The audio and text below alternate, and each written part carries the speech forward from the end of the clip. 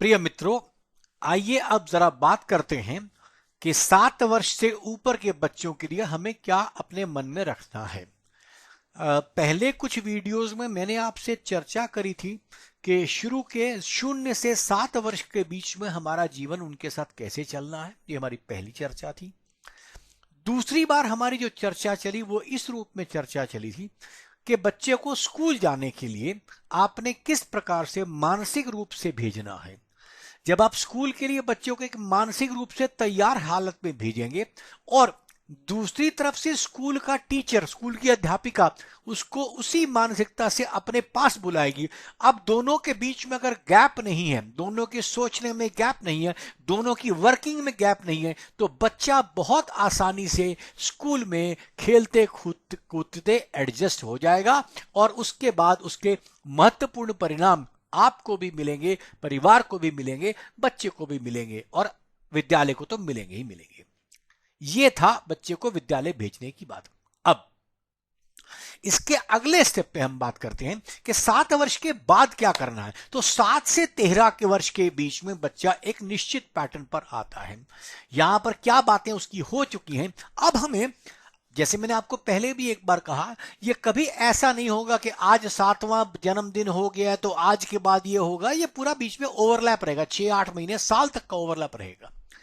अब उस ओवरलैप के अंदर हमें अब यह समझना है कि बच्चे की आवश्यकताएं क्या हैं। अभी तक मैंने आपको बताया, बच्चा जो माहौल उसके साथ में होगा वो उस माहौल को अपने पास रखेगा, उसके ऊपर उसको कोई मतलब नहीं है। लेकिन अब क्या होगा, अब उसका माहौल, अब आपसे उसकी अपेक्षाएं बदलेगी। मतलब उससे पहले आपकी अपेक्षा उसकी अधिक नहीं है, मात्र शारीरिक है, समय पर भोजन मिल गया, ये माँ ने मेरे को अटेंशन डाइवर्ट कर दिया, मेरे से माँ मिल गई, मेरे से पिता मिल गया, यही उसकी आवश्यकताएं हैं। लेकिन अब क्या होने वाला है, इस पर महत्वपूर्ण ध्यान दीजिएगा। सबसे पहली बात, अब आपको उसकी आवश्यकताएं समझनी है। अब उसकी आवश्यकताएं समझने में हमारी बहुत बड़ी कमी रह जाती है। हम बच्चे को वो सब दे देते हैं जो हम उसके लिए बेहतर समझते हैं, और हर माँ बाप अपने बच्चे के लिए बहुत कुछ ऐसा करते हैं जो उनको ठीक लगता है। बच्चे के लिए बड़ी मेहनत से करते हैं, बड़े प्रेम से करते हैं, बड़े दिल से करते हैं। लेकिन क्या बच्चे को वो चाहिए? यहां पर आकर हम समझते हैं, क्योंकि हम समझते हैं बच्चे को ये चाहिए, लेकिन बच्चा क्या चाहता है ये भी तरह समझने की बात है, क्योंकि उसी के बाद हम उसकी अपेक्षाओं को पूर्ण कर पाएंगे।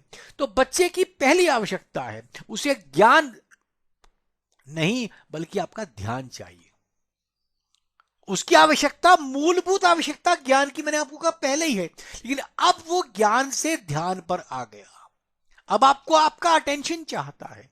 ज्ञान वो अपने आप अर्जित करता है। आप देखेंगे इस उम्र का बच्चा, आप बोलेंगे ये चीज गर्म है, धूप में जाने से गर्मी होती है, वो उस चीज को हाथ लगा के भी देखेगा, हाँ वाकई गर्म धूप है कि नहीं है, बर्तन गर्म है कि नहीं है, आग जल रही है, गर्म है कि नहीं है, वो देखेगा।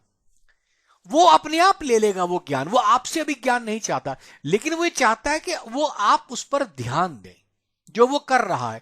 मतलब दूसरे शब्दों में आप समझिए, अगर मान लीजिए आप उसको दिखाना चाहते हैं कि ये बर्तन गर्म है या धूप गर्म होती है, आप उसके साथ जाइए, थोड़ी धूप में उसको दिखाइए, हाथ रखवाइए, देखिए क्या है। वो बड़ा खुश होगा और समझ लेगा, भविष्य के लिए जीवन भर समझ लेगा यहां पर धूप होती है। लेकिन आपने उसको समझानी, बिल्कुल ठीक बात है। कई बार हम अपने लालच में या भविष्य को सोच के उसको ऐसी बातों का डर मन में पहना देते हैं। तो डर नहीं पहनाना है, सही ज्ञान देना है और ध्यान के साथ देना। दूसरा, अब बच्चा, क्योंकि हमने बात करी थी बच्चा स्कूल जाना शुरू हो गया, तो स्कूल से कुछ होमवर्क भी होगा, कुछ काम भी करेगा, कुछ लिखेगा भी, कुछ पढ़ेगा भी, कुछ किताब भी होगी, कुछ भी उसका हो सकता है। अब उसमें वो कुछ कुछ काम करेगा। दुर्भाग्य हमारे यही है कि पहली क्लास का बच्चा, नर्सरी का बच्चा, कभी क्लास में कोई फर्स्ट आ जाता है। अरे नर्सरी के बच्चे को क्या पता फर्स्ट आना क्या होता है, आप क्यों उसके ऊपर ही लेबलिंग करते हैं। हमारा जोर यह होना चाहिए बच्चे की उपलब्धि नहीं, बच्चे के प्रयास को सराहें। उसने ये काम किया, उसकी कोशिश रही। अगर आप सिर्फ उपलब्धि को सराहते हैं तो उसका नुकसान समझ लीजिए। मान लीजिए क्लास के अंदर 20 बच्चे हैं, फर्स्ट तो एक ही आएगा, सेकंड दूसरा आएगा, थर्ड तीसरा आएगा। उस 3 के अलावा बाकी 17 बच्चों के प्रयास को आपने नहीं सराहा, इसका मतलब उन 17 को यह ध्यान हो गया कि हमारी उपलब्धि कुछ नहीं है, हमारी मेहनत बेकार है। ऐसा मत कीजिए, हर बच्चे के प्रयास को सराहें। उपलब्धि अच्छी बात है, उपलब्धि को नकारने को मैं कभी नहीं कह रहा हूं, उसके प्रयास को सराहें। देखिए, कई बार जो बातें कही जाती हैं उनको भाषाओं की क्योंकि अपनी मजबूरी है, मैं कुछ कहता हूं उसका मतलब अलग मत लीजिए। जैसे कई बार मैं बड़े बच्चों को पढ़ाते हुए कहता हूं इस पूरी शिक्षा से कुछ नहीं होगा, तो क्या इसका मतलब यह कि बच्चों को न पढ़ाएं? मैंने ऐसा तो नहीं कहा, आप बच्चों को पढ़ाइए, पर मैंने कहा इस शिक्षा से जो उपलब्धि होनी है वो सीमित है। आपके चरित्र का विकास, आपके सुख का विकास एक अलग चीज है। तो इस प्रकार से उपलब्धि जो मैं समझा रहा हूं वो शब्दों पर जाइए मत जाइएगा, उसकी भावना समझिए। उपलब्धि नहीं बच्चे की आपने देखनी है, बच्चे ने ये काम किया, हर बच्चे ने काम किया, हर बच्चे के प्रयास को सराहिए। फिर आता है, अब समय आ जाएगा, हम क्या करते हैं, बच्चे को परामर्श देते हैं इस उम्र के बाद, 13 साल, 7 से 13 में परामर्श। हम बता रहे हैं ना ये काम ठीक है, हम मेरी बात सुनो। अगर आप उसको देखिए, आप उसको परामर्श देकर क्या दे रहे हैं, इनडायरेक्टली, परोक्ष रूप से आप उसको कह रहे हैं तुम्हें नहीं समझ आएगा, हम बताएंगे क्या करना है, तुमसे नहीं होगा, हम बताते हैं ना क्या करते हैं। बहुधा माता पिता माताएं ये शब्दों का प्रयोग करती हैं, अरे अपना होमवर्क मत करना, मैं आऊंगी, मैं कराऊंगी।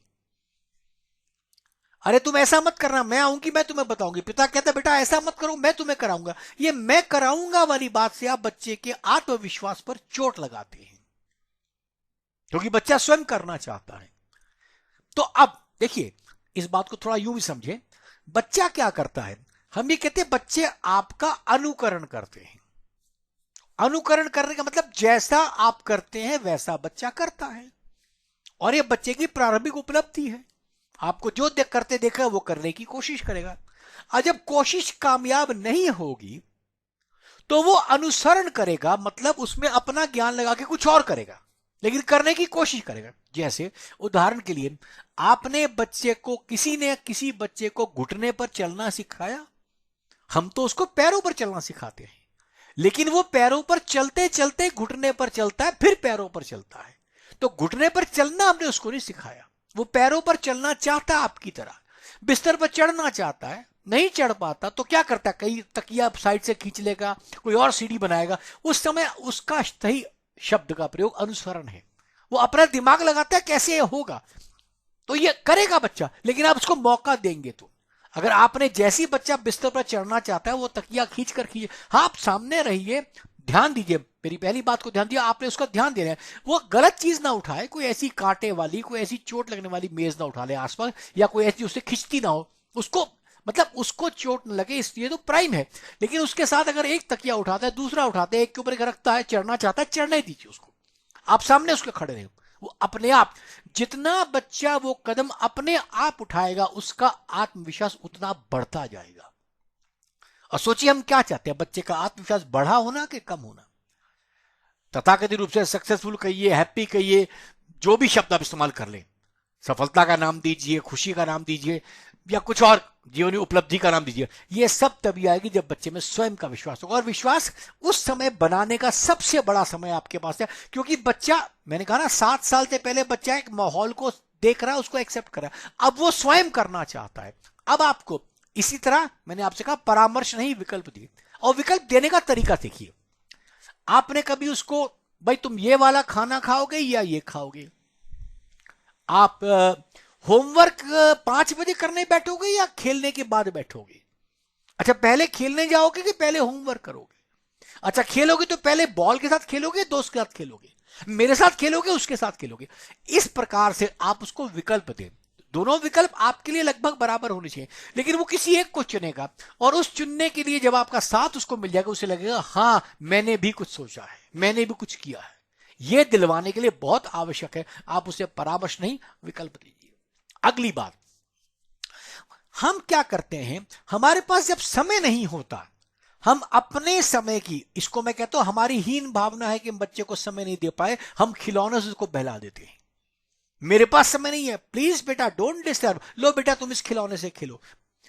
बच्चों के, जो लोग समर्थ होते हैं उनके घरों में आज देखिए, एक जितना एक 20 साल पहले, 30 साल पहले एक दुकान में खिलौने होते थे, उतने आजकल एक एक बच्चे के कमरे में खिलौने हैं, जैसे दुकान लगा रखी हो आपने। वो चाहता आपका समय है, आप समय नहीं देते हैं, उसको इनडायरेक्ट खिलौना देते हैं। अब समय, जब वक्त बढ़ेगा, जब वो बच्चा और बड़ा होगा, 20-25 साल का हो जाएगा, अब आप कहेंगे ये हमें समय नहीं देता। आज हमारे बुजुर्गों के पास क्या परेशानी है? यही तो है कि बच्चे हमारे पास आके नहीं बैठते। जो आज 60-70-50-60-70 साल के हो गए, उनसे पूछो, वो कहते बच्चा हमारे पास नहीं आके बैठता, और बैठता है तो हमेशा बात हमारी किस में होती है? किसी ना किसी विवाद पे खड़ी हो जाती है। तो हमने बच्चे के पास क्या, अपने उसके समय पर हम बैठे थे, हमारे पास उसका एक्सक्यूज देना बहुत आसान है कि जी वो मेरी करियर का टाइम था, मेरे को पैसे कमाने थे, मैं बच्चों के लिए ही तो करता हूं। आप बच्चों के लिए कर रहे हो पैसा कमाने के लिए, बिल्कुल ठीक है, लेकिन बच्चे ने आपसे कहा कि मेरा शाम छोड़ के, मेरा समय छोड़ के आप उसका पैसे कमा के लाइए। ऐसी घटनाएं जीवनों में होती है, मेरे घरों में हुई है। एक बच्चे ने कहा पापा आप कितना कमाते हो, ये कई बार आपने व्हाट्सएप पे देखा होगा, पर मैंने जीवन में बात देखा। एक बच्चा अपना पैसा गुल्लक में इकट्ठा करके कहता, अपने दादाजी के पास जाके कहता, दादाजी एक दिन आप मेरे साथ गुजार लो, पापा एक दिन मेरे साथ रह लो, आप यही पैसे कमाओगे ना। तो ये घटनाएं क्या बताती हैं कि बच्चा आपसे खिलौना नहीं, आपका समय मांगता है। हमारे पास समय है नहीं, और हम ये कहते हैं कि उसका समय से उसका खिलौना ला रहे हैं। उसकी आवश्यकता थी समय, हमने दे दिया खिलौना। हमें देना चाहिए था समय, उसको दे दिया खिलौना। अब हुआ क्या, समय के साथ हमारा उसका प्यार बढ़ना था, खिलौने के साथ दोनों का, उसका योग खिलौने पर बन गया, हमने पैसे कमाने शुरू कर दिए, हमने पैसे कमा के खिलौने दे दिए। अब वो उससे मेरा बॉन्डिंग नहीं होने वाली है। बच्चे की बॉन्डिंग के लिए बच्चे को आपको समय देना बहुत जरूरी है। उम्मीद करता हूं ये बातें आपको कुछ उपलब्ध हुई होंगी कि 7 से 13 वर्ष के अंदर बच्चे से हमें क्या करना चाहिए। इससे अगले वीडियो में हम चर्चा करेंगे इसके आगे की स्थिति के ऊपर। धन्यवाद।